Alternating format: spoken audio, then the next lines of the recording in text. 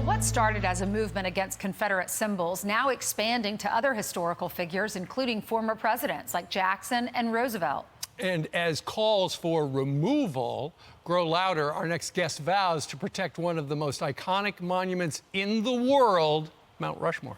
All right, joining us now is South Dakota Governor Kristi Noem. Governor, we were thinking about you because it seems like all our monuments and tributes to the past are under a microscope. Are you concerned that you're going to be Mount Rushmore is going to be the subject of protest or defilement?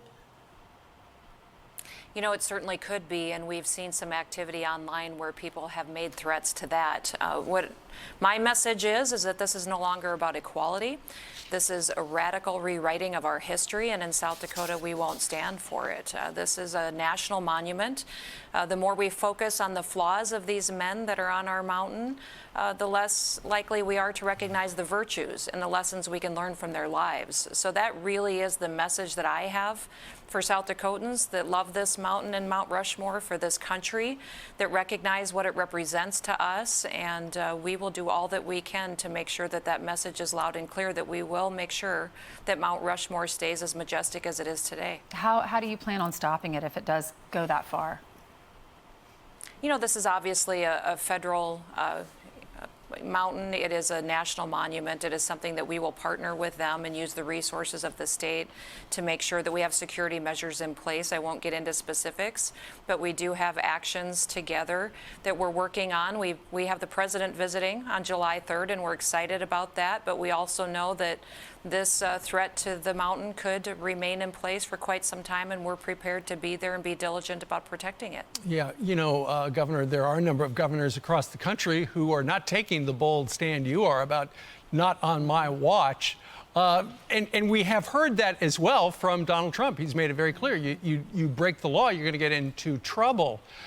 Ultimately, as people look in, and as people feel frustrated, America's spiraling out of control and nobody's doing anything, although Donald Trump's trying to. Doesn't that ultimately politically fire up his base? It does. I think it should fire up every single American that loves this country. This whole conversation has changed. It's gone away from equality, and it's a radical movement that's rewriting our history that will take away all the lessons that we want to teach our kids and our grandkids. George Washington was a unifier. He brought this country together to lead us at a time when we needed the birth of the nation to get started. We know we have Thomas Jefferson, who was an author of the Declaration of Independence that gave us the all men are created equal. Lincoln made it happen, brought it to reality. Roosevelt was the first man to dine with an African American at the White House. So these men have flaws. Obviously, every leader has flaws, but we're missing the opportunity we have in this discussion to talk about the virtues and what they brought to this country, and the fact that this is a foundation that we're built on and the heritage we should be carrying forward. Governor, the way you've put this is as eloquent as anyone I've heard describe why it's important to have symbols of America, not because they were perfect, but because they made major impacts on the country that gets better and better every year. Some would look at this and say, if we're going to get better, we have to start pulling down the imperfect. And as you sit in South Dakota, and I've been to Mount Rushmore. We did a great feature. I was able to go behind Mount Rushmore, see this incredible design and see how it took place, the mistakes that were made along the way they had to adapt to the side of the mountain. How did we get to the point where we are the greatest critic of our own country? We have enough enemies outside our border.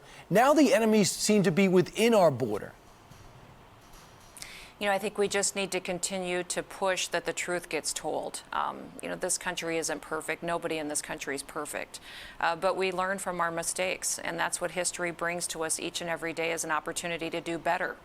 That's what these men represent to us, is they did amazing things for this country, and we can do even better if we work together and quit dividing and destroying, but instead build each other up, encourage each other, learn, and look to creating an America that really does exemplify what their dreams were. And that is what this whole conversation has completely shifted from.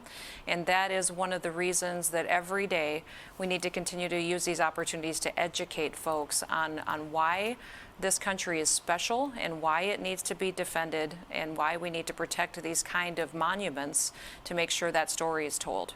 Yeah, the beauty of all of this, of the system our founders and framers began or started, is that we can correct wrongdoings, correct injustices, and become a better union. Thank you so much, Governor, for being with us.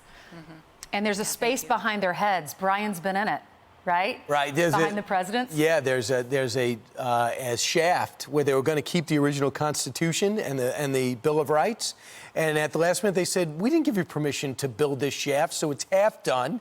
And they now exist copies of those original documents. Is that still on Fox Nation? It's still on Fox Nation, Go where you watch could that sign up special. today.